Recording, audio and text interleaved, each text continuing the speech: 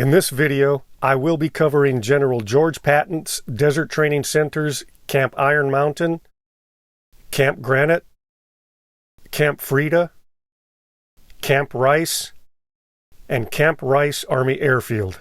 Camp Iron Mountain is that entire area back up in there all the way down to about where I'm standing, and this is their monument.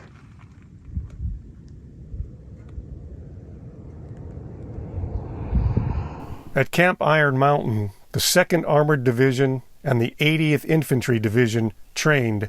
The 2nd Armored Division landed in Casablanca, Morocco on November 8, 1944 for Operation Torch. They were part of the Western Task Force. However, they didn't see much action in North Africa while they stayed in French North Africa on garrison and training duties. They were a reserve force for the Western Task Force for the Allied invasion of Sicily for the Battle of Gela, Sicily, and they went into action at the landing of Licata, Sicily.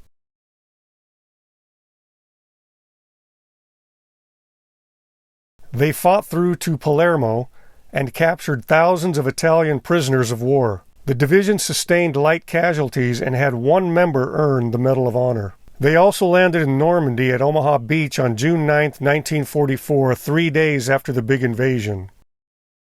In July 1944, they were the right flank for Operation Cobra, where the Nazis were pushed out of the Cotentin Peninsula, here.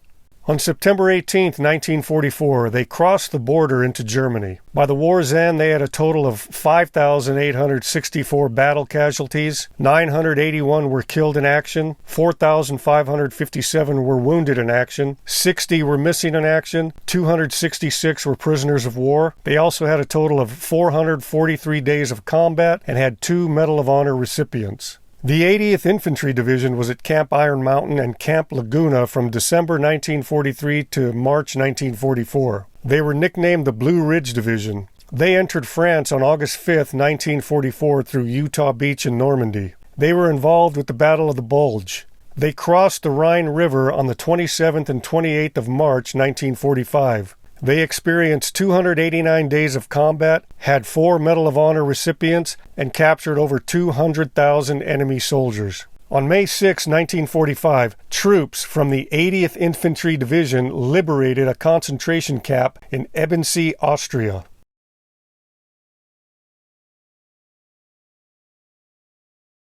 By the war's end, they had a total of 17,087 battle casualties. 3,038 were killed in action, 12,484 were wounded in action, 488 were missing in action, and 1,077 became prisoners of war.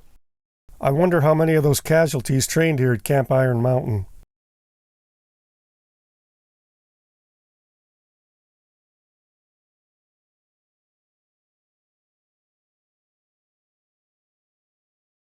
So here I am at Camp Iron Mountain, and they have the core of it fenced off,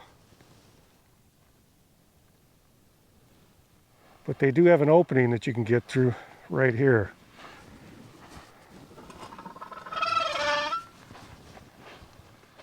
And here are rock formations, what's left of them.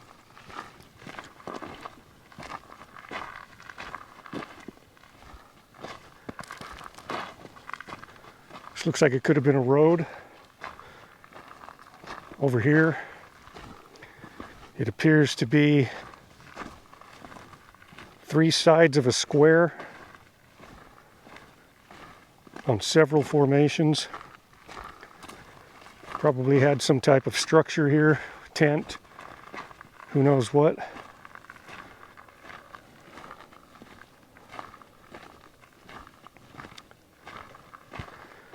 And there's these little sidewalks in between them.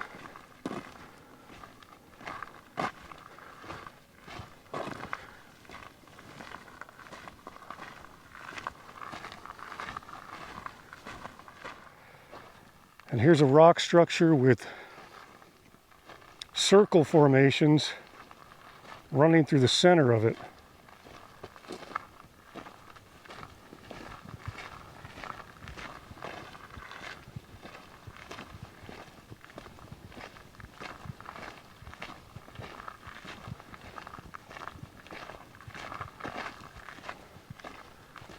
There's an area here fenced off. I'm not sure why, but you can see what look to be 4x4 pillars maybe, and evidence of old structures in here that are no longer there. I don't know what it is or what it was.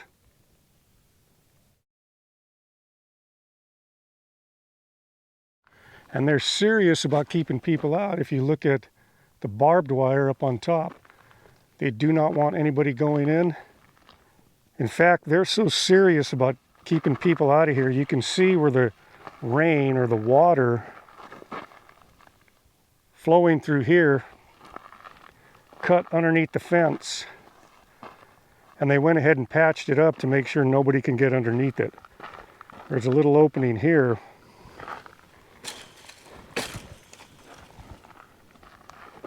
But they're serious about keeping people out. Very interesting.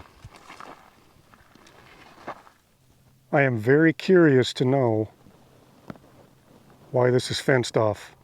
After coming home, I did some research on the fenced-in area and found out it was once a large topographical map of the entire training ground of Camp Iron Mountain. It was built by the U.S. Army Corps of Engineers and was known as a relief map or a contour map. There was one made at Camp Coxcomb, one made at Camp Rice, and this one made at Camp Iron Mountain. The pieces of wood inside the fenced-off area were once the pillars to a wooden walkway that went over the top of the map so planners could have a bird's-eye view of the terrain. Although there were no signs present when I was there, at one time this warning sign hung from the fence and said "Property of the United States" and "All persons are prohibited from entering the fenced-off area." However, even though it is protected from people entering, it has still deteriorated over time due to the elements and weather erosion.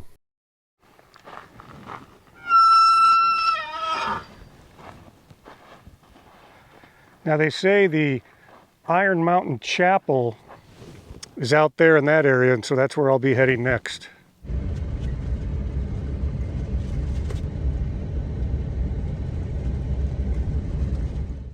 I wonder how many of those casualties trained here at Camp Iron Mountain. The cross that was on top of it, probably a wooden cross, is no longer there.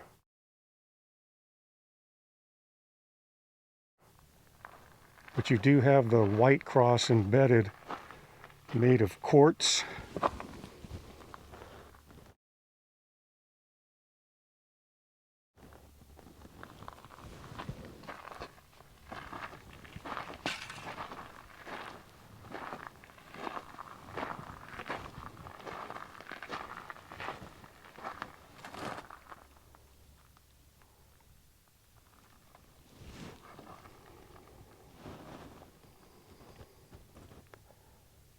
And this photo here seems to have been taken from about this location right here. And that Jeep was parked right in here. I'm now going to Camp Granite. From Google Earth, it appears to not have any roads leading to its circle formation. This is the monument to Camp Granite. Camp Granite is out there. There are no roads to it. But I'm going to see if I can find something, try to figure out a way to get out there. It's not much of a road, but it's something, and I can see that others have traveled on it. So this should take me to the circle formation. There's the center of Camp Granite, and I don't want to get stuck in here, so I'm going to stop right here and try to figure out a way to back out, but this is closing in on me, so I'm good for now. And here is the center, or the circle formation for Camp Granite, straight ahead. Try to get there quick. Not much out here, just this rock path. And then there's a circle with a, looks like a road sign right in the middle of it, but maybe it says something on it.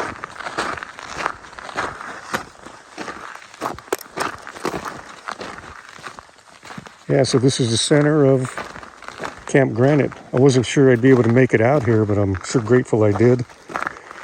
This sign, that's exactly that, a road sign marking the very center of Camp Granite.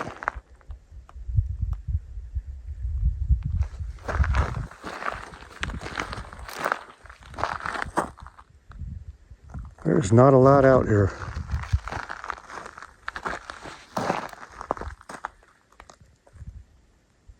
Camp Granite was the training ground for the 90th Infantry Division and the 104th Infantry Division. It also had the 76th Field Artillery Regiment and the 413th Infantry Regiment. The 90th Infantry Division experienced 308 days of combat in Normandy, northern France, Ardennes, Alsace, Rhineland, and Central Europe. The first elements of the 90th landed on Utah Beach, Normandy on D-Day, June 6, 1944. The rest of the 90th entered combat on June 10th. They entered Germany on March 22, 1945. The division was on its way to Prague when they discovered Flossenburg concentration camp with 1,500 emaciated Jewish prisoners. By the end of the war, the 90th Infantry Division had a total of 19,200 battle casualties, 3,342 were killed in action, 14,386 were wounded in action, 287 were missing in action, and 1,186 were prisoners of war. The 104th Infantry Division was at Camp Granite from February 9, 1944 to March 1944 before moving to Camp Carson in Colorado.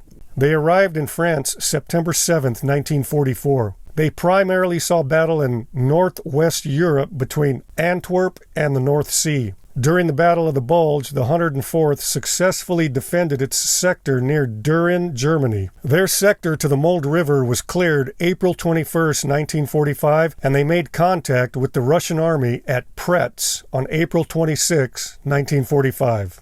Their total casualties were 4,961, 971 were killed in action, 3,657 were wounded in action, 96 were missing in action, and 237 were prisoners of war. The division earned 2 Medals of Honor. The airfield that serviced Iron Mountain was Iron Mountain Airfield, which is a private airfield today, and they do not let you in to visit it.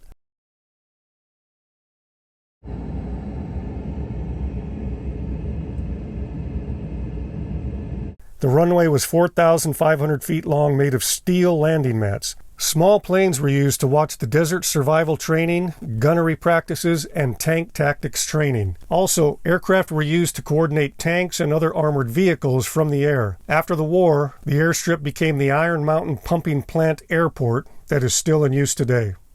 This next location is Camp Freda.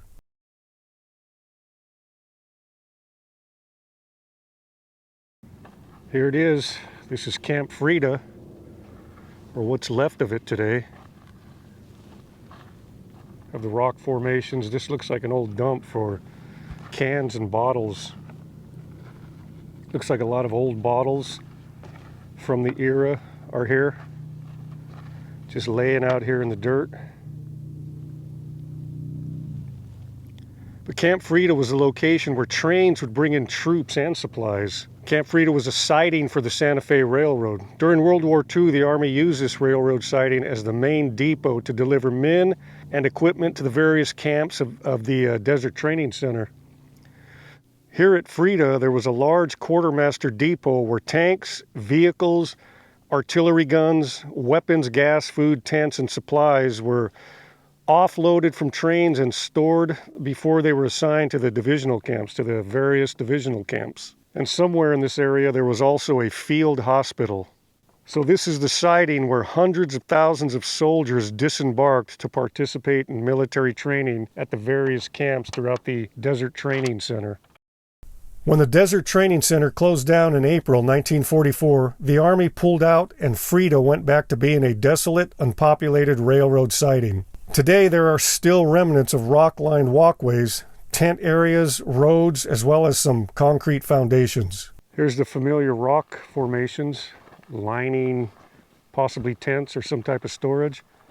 But the difference between the rocks here at Freda compared to the other rocks I've noticed, these are volcanic rocks. As you can see,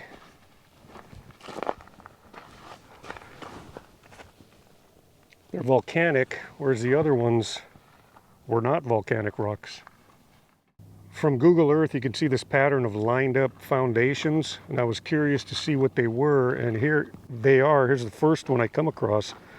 It's a concrete foundation. The cement is still here. Here's the next one. And they're all lined up here. Still sitting here from 1942. So this foundation here actually has a date of when they poured it or made it. October 21st, 1942. And the one next to it, the next day, October 22nd, 1942, they laid this one.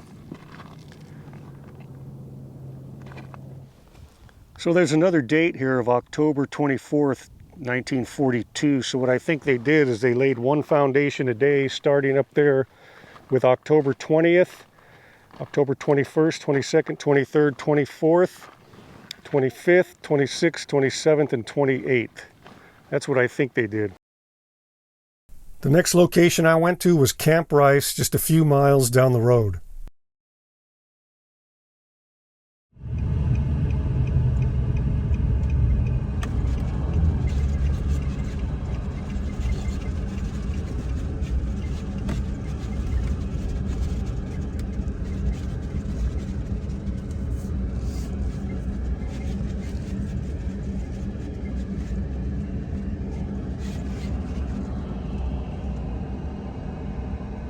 Camp Rice was the training center for the 5th Armored Division. They trained here from August 24th, 1942 to October 18th, 1942. They trained in several other camps prior to arriving at Camp Rice and trained at several camps in Europe before entering Normandy, France, at Utah Beach on July 24th, 1944. 9 days later, they went into combat on August 2nd, 1944. They were the first of the Allied forces to cross into Germany. In mid-April 1945, they moved to Klotz, Germany, to wipe out the von Clausewitz Panzer Division.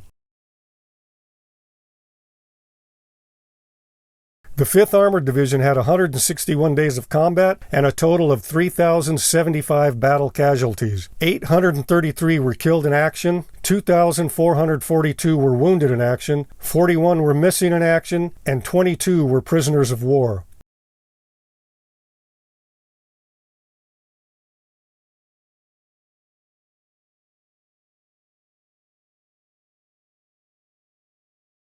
Three miles to the west of Camp Rice is Camp Rice Army Airfield.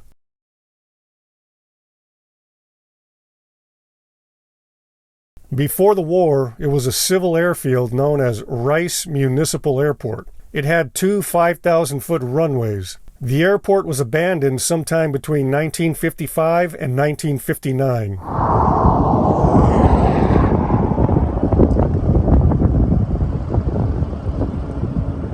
Here it is, a giant slab of cement.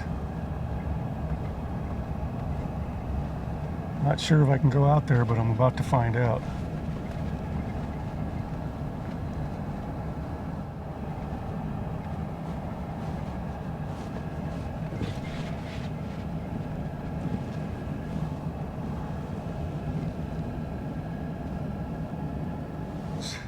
This is Rice Army Airfield, which was part of the Desert Training Center. This is what it looks like today. Standing right in the middle of the tarmac. Pretty good size.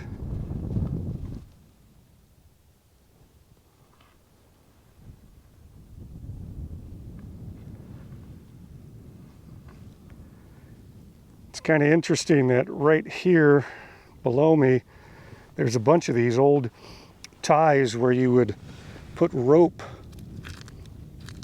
underneath this piece of metal and strap the airplane's wings down, or tail, whichever needed to be strapped down, so the wind wouldn't blow the airplanes away or blow them around. Now I'm trying to follow this portion of the road here on Google Maps, but this is what it looks like in real life. Not a lot here. And the temperature Let's see if I can stop the car. 101 degrees Fahrenheit. Not bad. So I finally made it to where the two runways intersect, right here. And this is what it looks like today.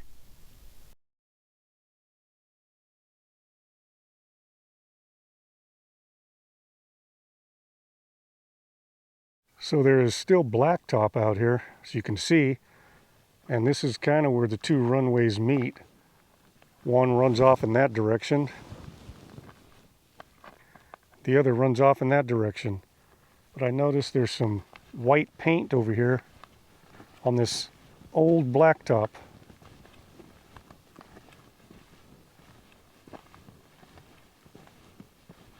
And I think that's a number. But it's too hard to make out. It's too decayed to tell what it is. I thought it was a 9, like maybe 290, but it's too hard to tell. Or 29, 29.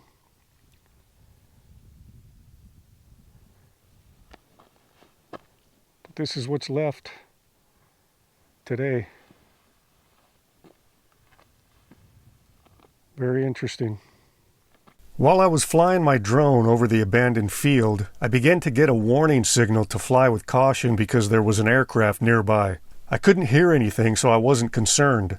After about a minute and a half, I could hear the aircraft approaching, so I descended from about 350 feet to about 20 feet above the ground. It turned out to be a United States Navy V-22 Osprey. They made several landings and liftoffs, and I ended up getting my very own private air show.